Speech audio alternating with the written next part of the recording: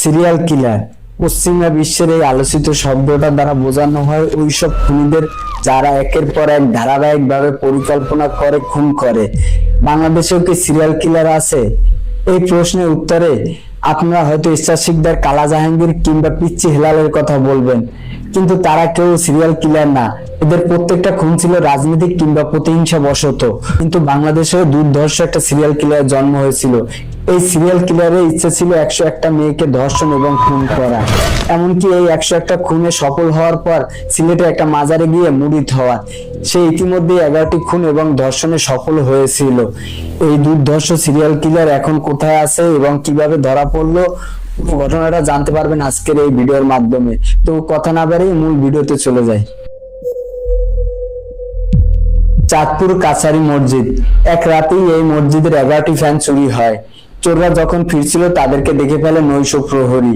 চোররা ধরা পড়ার পর কেউ কোন অক্ষরেই জানতে পারেনি এই চোরদের মধ্যেই আছে একজন দুর্ধর্ষ সিরিয়াল কিলার।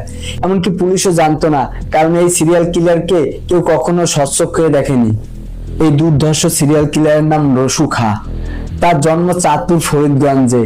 এই সিরিয়াল কিলারের বিয়েটা তার জীবনে খুব প্রভাব ফেলে।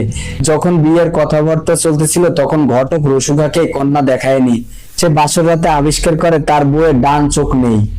সে কেবলই ভাবতেছিল সে প্রতারণার শিকার হয়েছে। এটা তার একরকম প্রতিশোধ কিনা কে বা জানে। রসু খাঁ যখন তার স্ত্রীকে ছেড়ে দেয়, তার স্ত্রী ছিল অন্তঃসত্ত্বা।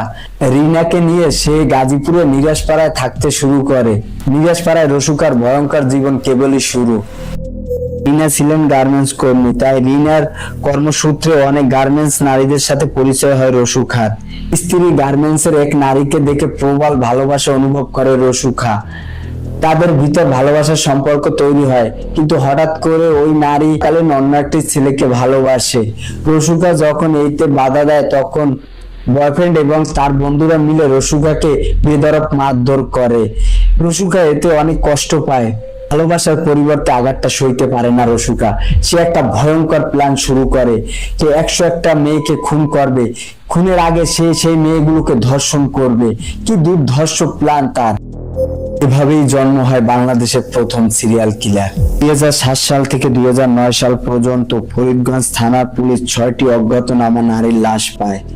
প্রত্যেকটা মরদেহই ছিল নিম্নবিত্ত গার্মেন্টস কর্মী, তাই এতটা হইচই হয়নি।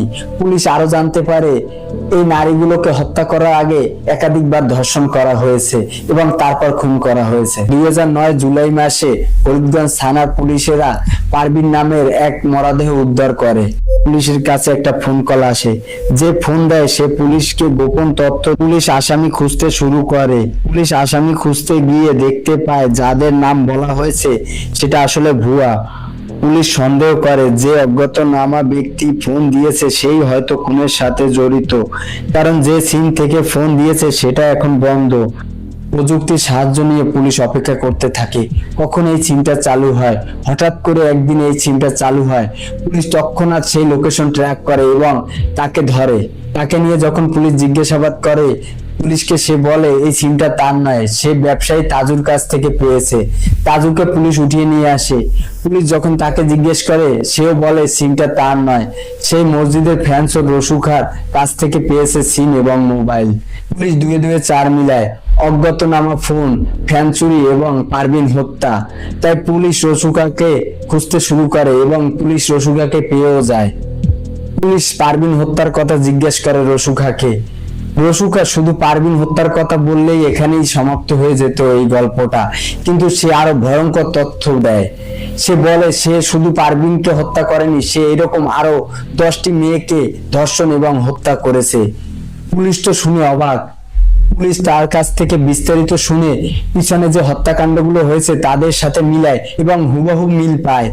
পুলিশকে রসু খাঁ আরো জানায় তার এই 111টা হত্যা যদি সে করতে পারত, সে তখন সিলেটের মাজারে গিয়ে মুরিদ হয়ে যেত। আসলে সে কতটা বিকৃত মস্তিষ্কের মানুষ ছিল একবার ভেবে দেখুন। এত জঘন্য পাপ করার পর সে নাকি মাজারে মুরিদ হবে। পুলিশ তাকে আদালতে প্রেরণ করে। আদালতের একটা মামলায় তার ফাঁসি এবং 50,000 টাকা জরিমানা হয় এবং অন্য মামলাগুলো এখনো চলমান। সে এখনো কিন্তু বেঁচে আছে। আপনারা ভিডিওতে দেখতে পাচ্ছেন তার এখনকার অবস্থা এই রকম। ভিডিওটা কেমন লাগলো আপনার মূল্যবান মন্তব্য কমেন্টে জানাবেন।